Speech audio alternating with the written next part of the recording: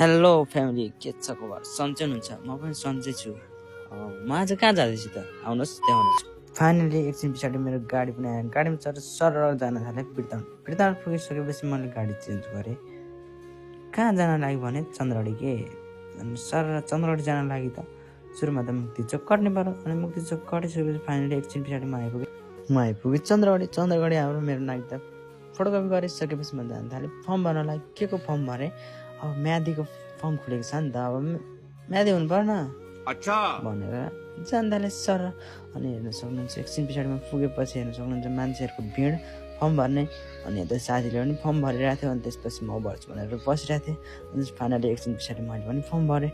Form भरिसकेपछि म लाग्न थालेँ लाइनमा। हेर्न सक्नुहुन्छ मान्छे पनि करिब 1 घन्टा जति लाइनमा बसेर म त्यो भने लास्टमा थिएँ। अनि आफ्नो फर्महरू डकुमेन्टहरू बुझाइसकेपछि मलाई त्यो 4 गते बोलाउनु भयो, माघ 4 गते। अब त्यसपछि म लाग्न थालेँ आफ्नो घरतिर। के म म्यादीमा भर्ना हुन्छु कि हुँदिनँ हजुरलाई म देखाउने छु। And by. युट्युब च्यानल पनि सब्सक्राइब गरिदिनु है।